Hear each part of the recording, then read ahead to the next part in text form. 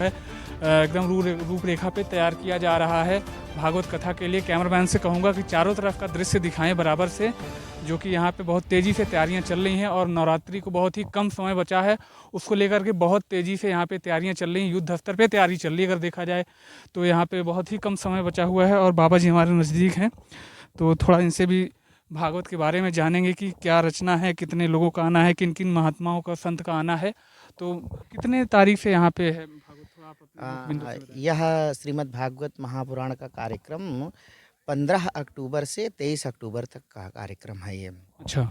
जी। और यह श्रीमद् भागवत महापुराण यह श्री बरम बाबा स्थान में होना है। और यह बरम बाबा स्थान में कई 43-44 वर्षों से जन कल्याण होता आ रहा है। हमारे यहाँ जितने भी प्रकार के लोग आते हैं यहाँ से, उनको जिस प्रकार का कष्ट है उनका सबको दूर यहाँ पर होता है इस स्थान पर। और उसी के संदर्भ में श्री बरम बाबा महाराज की इच्छा थी कि यहाँ पर सद्गुरुदेव भगवान आकर के श्रीमद् भागवत महापुराण करें।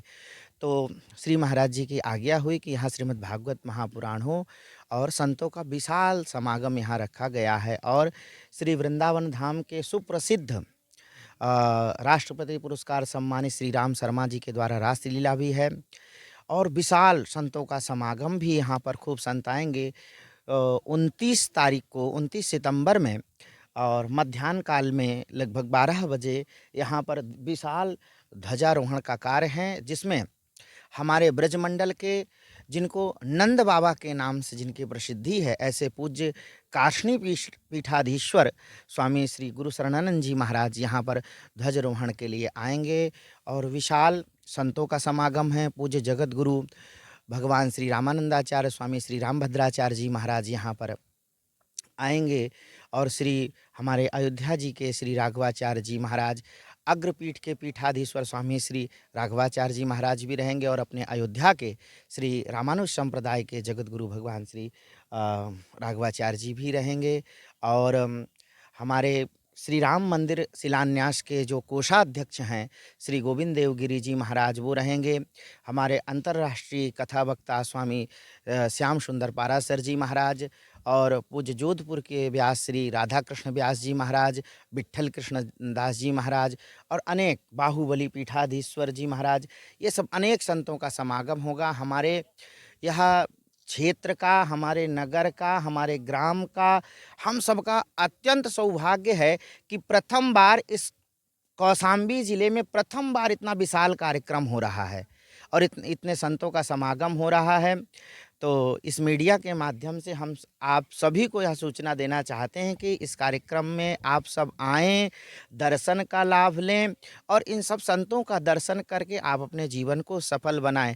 क्योंकि हमारे श्रीमद् भागवत महापुराण में कहा गया है कि जेसाम संस्मरणात् पुंसाम सद्यः शुद्ध्यन्ति वै गृहाः किम पुनर्दर्शन स्पर्श पाद शौचासनाद भी।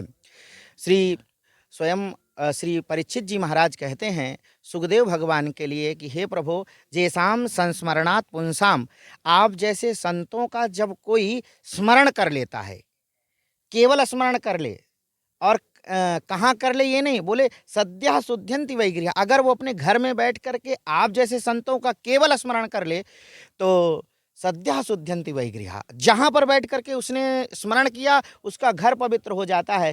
फिर आप जैसे संतों का दर्शन मिल जाए, वचनामृत का लाभ मिल जाए तो आनंद ही है। बाबा जी, मुख्य कथावाचक कौन होंगे आप? हमारे सद्गुरुदेव भगवान जगत गुरु द्वाराचार्य मलुक पीठाधीश्वर राज, यहाँ सद्गुरुदेव भगवान के द्वारा यहाँ पर श्रीमद् भागवत महापुराण कथा होगा और पूरा विश्व ही आज श्री महाराज जी को हमारे जानता है और उनके प्रति नतमस्तक है संपूर्ण विश्व। सुनने में आ रहा है कि रामभद्राचार्य जी महाराज और बागेश्वर धाम से जो है धीरेन्द्र शास्त्री जी महाराज, वो भी आने का उनका प्लान है। जी, उनकी भी स्वीकृति प्राप्त है वो उसके भी लिए। आएंगे? हाँ जी, आने के लिए उनकी स्वीकृति। मतलब ये 7 दिन जो भागवत कथा चलेगी आपने, इसमें बीच बीच में आते रहेंगे? हाँ, प्रत्येक दिन कोई ना किसी संत का इस कार्यक्रम में को विशाल रूप से दर्शन होगा, हम और सबको वहाँ दर्शन। की मुख्य कथावाचक जो है, श्री सदगुरुदेव भगवान ही हमारे हैं, मलुक पीठाधीश्वर जी वहाँ महाराज। की बीच-बीच में सबका आशीर्वाद सब स्नेह संत, मिलता रहेगा। सब संतों का दर्शन मिलता रहेगा। इस चरक मुनि के बारे में थोड़ा आप विस्तार से बता दीजिए हमारे दर्शकों को, व्यूअर्स को, कि ये चरक मुनि जो ये स्थान पे हो रहा है, इसका कितना महत्व है अपने आप में? इसको लेकर के कितना हाँ, ज़्यादा लोगों यह के बीच में वो है? वास्तविक तो जितने भी ग्राम हैं, स्थान हैं, जो कोई भी जिनको जब प्रतिष्ठित किया जाता है तो किसी न किसी ऋषि महात्मा के नाम पर ही वो प्रसिद्ध होता है। और यह स्थान हमारा ग्राम सभा चरवा, यह तो प्रसिद्ध इतना है कि यहाँ पर भगवान श्री राम आए हैं और उनके पादुका यहाँ पर पधराई गई है, और उन्होंने यहाँ एक दिव्य सरोवर तालाब जो है वहाँ पर उन्होंने आचमन आदि भी किया है। ऐसी यहाँ इस ग्राम की प्रसिद्धि है, और चरक मुनि के नाम से इसका नाम चरवा अपभ्रंश होते हुआ है। ये चरक मुनि हमारे आयुर्वेद के जो है ना एक आचार्य, बड़े आचार्य हैं। और वास्तविक सच्ची बात तो यह है कि कौशाम्बी तो संतों का ही स्थान है और सभी धर्मों का स्थान है। यह विशेष रूप से बिल्कुल, बिल्कुल। कौशाम्बी हमारा सभी धर्मों के लिए यह प्रतिष्ठित एक स्थान है, और यह हमारा चरवा तो अत्यंत प्रसिद्ध है। बिल्कुल, धन्यवाद। तो बाबा जी ने बताया कि जो चरक मुनि धाम है, ये जो चरवा के बारे में जो विशेषता बताई गई है, ये कहीं न कहीं भगवान राम के चरक मुनि धाम, उन्हीं के द्वारा यहाँ पे उनके चरण पादुका पड़ा, यहाँ से ही राम वन गौन मार्ग के लिए प्रस्थान किए, तो यहाँ का नाम चरवा पड़ा।